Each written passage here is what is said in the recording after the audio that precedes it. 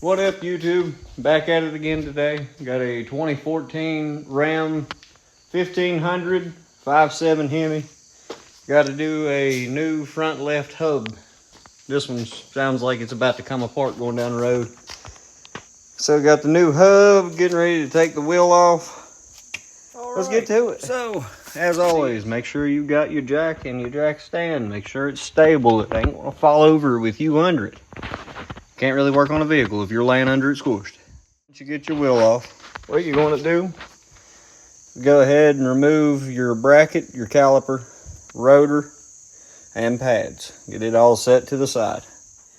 So, get my head out of the way here. Both your caliper bolts, one here and one at the top, are both 13 millimeter. Let me just show you real quick. 13 millimeter. Go ahead and pull both of those out, and we'll move to the next step. All right, next step, you want to take a pry bar, flathead screwdriver, something. Pry on here to get your caliper off, and we will move that out of the way, and I'll show you the next step afterwards. All right, caliper's off now. Set it somewhere safe, secure. Don't let the brake hose hang. You could damage it. You do not want to do that. Make sure it's just set up out of the way. Next step, what you want to do, I like to leave my brake pads on the caliper bracket.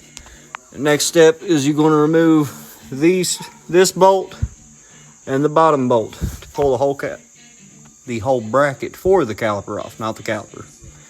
Be right back, y'all. All right, take off your caliper bolts. Caliper bolts are 21 millimeter. I like to use an impact, cheat a little, because these things can be a pain sometimes to get off. Back the bottom one out. Take your top one out.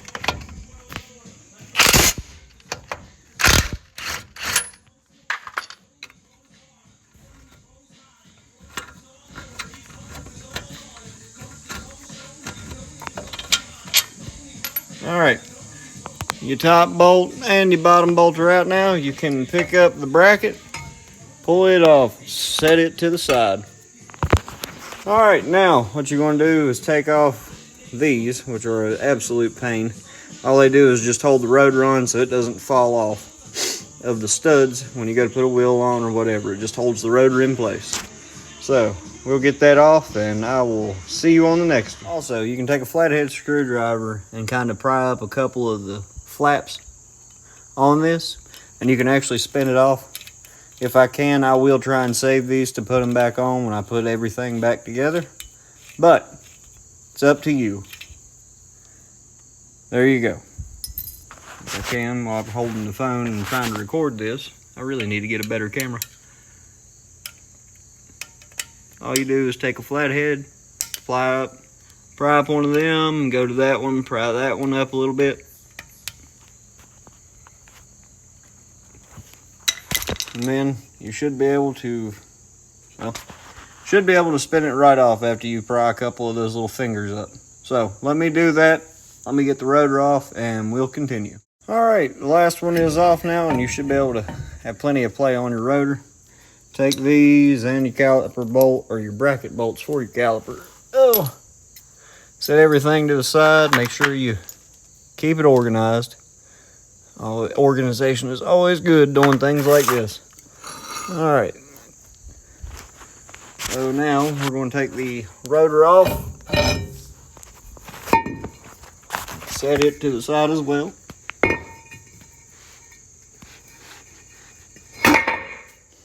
There's that.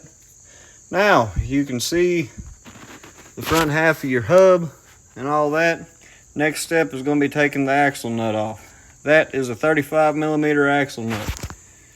Highly recommend getting some of these sockets. Axle sockets are wonderful. So, be back in just a second again. All right. So, we've got the rotor, we've got the caliper and the bracket for the caliper. We've got the brake pads out of the way. What you're going to want to do now is take loose your upper ball joint. I recommend taking a bar, putting pressure on it to make sure your stud doesn't spin. Remove your tie rod. That way you can lay the whole hub assembly over, and you can pull your wheel bearing out a lot easier that way. It'll give you room to get your axle out of the hub as well. So we'll finish that, getting all this tore down, and we will go from there. Also, that is a 7/8 nut. Okay, I've got the nut removed from the upper ball joint and the tie rod now.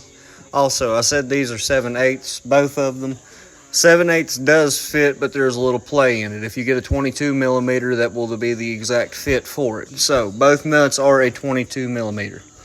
But now what you're going to do is take a hammer and you're going to tap right here where the stud goes through the top of the assembly, and tap here on this ear as well to get the tie rod up and out. Or if you've got a pickle fork, you can shove it in there and just pop it loose that way, on either or. Just be careful that you don't damage the boot for the ball joint or the tie rod. All right, we'll get that knocked out and out of the way, and I will bring you right back. All right, so easiest way to do this, that way you don't damage the aluminum, is take a pickle fork, drive it in, and put pressure, and take it a couple times with your hammer. I've got a 3-pound sledgehammer. Take and tap the top half of the handle once you get the pickle fork drove all the way in. Tap it a couple times, ball joint will pop right out. Now you're going to pop down here and do the same thing on your tie rod.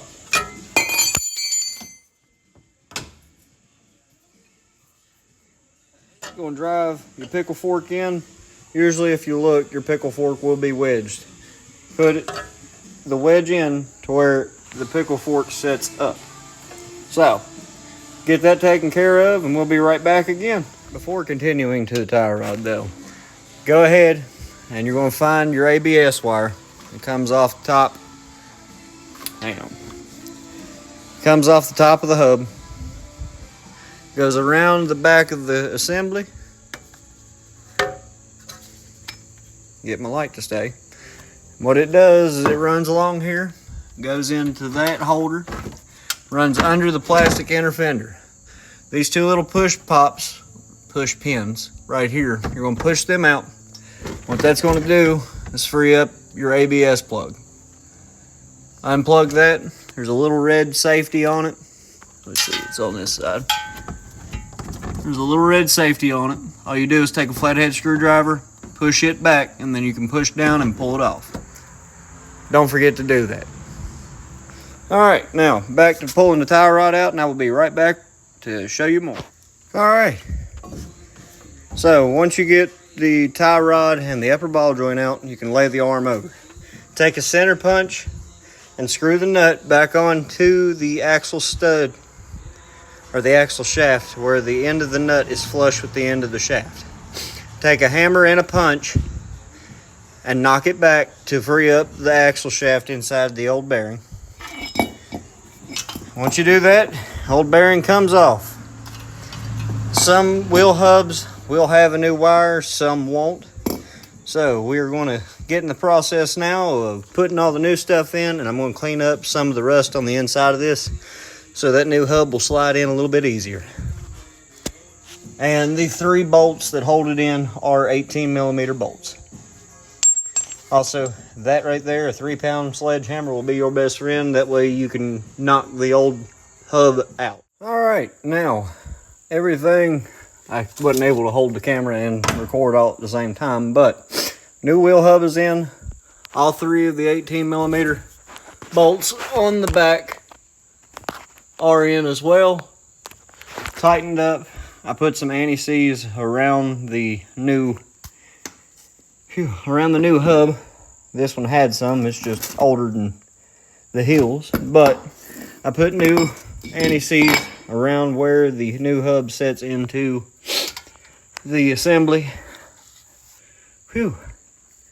Sorry about that, guys. I'm sweating like a hog in the middle of the sun, but all that is in. It is a struggle to hold this in, put the dust shield on, and run the new bolts in. But it goes together smooth as butter once you do. I'm going to work on getting everything reassembled, the axle nut back on, and I will show you a finished set. I will show you the finished product once it's done.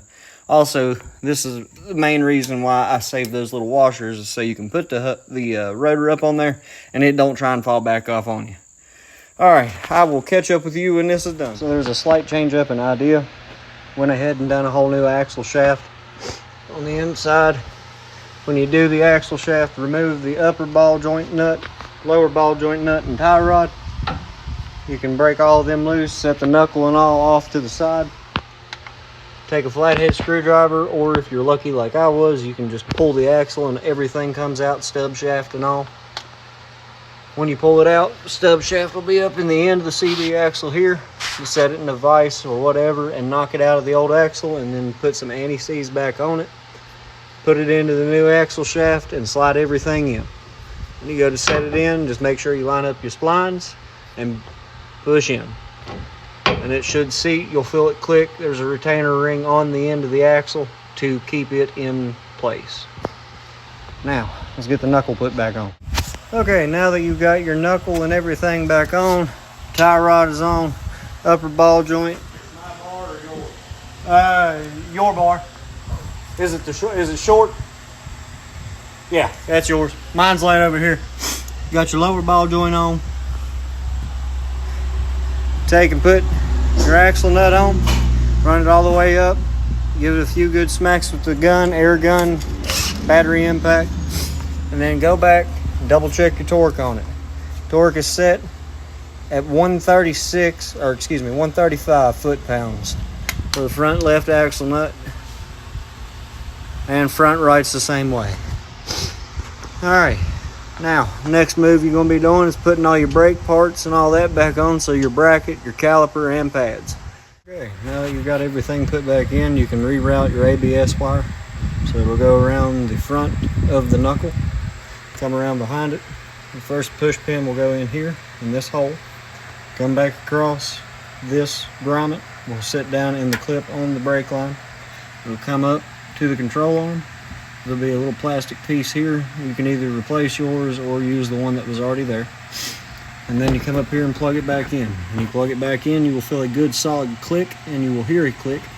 Once it does click, be sure you reset the safety. And just fish it back up in here and push these two push pins through those two holes. All right.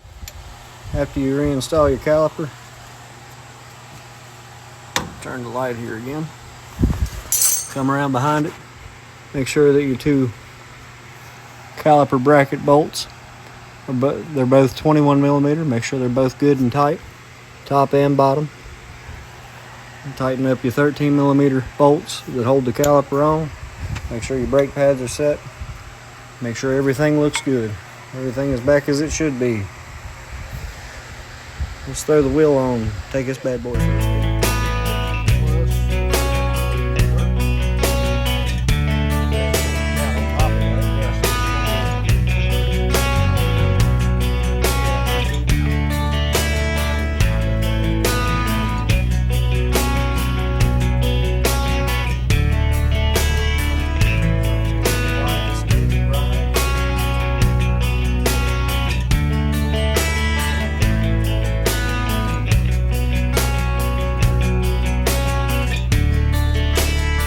Took the truck for a test drive. Everything was good. It is now parked back in its home. Old hub barely wants to turn. Bounces, clunking together. Rusted out. Old axle shaft. Threads eat off the front of it. Nut ain't no better. That is how you do axle shaft and a hub bearing on a 2014 Dodge Ram. Have any questions, comments, any ways you would have done it different? Leave a comment. Like, give me a subscription. I'll see y'all on the next one.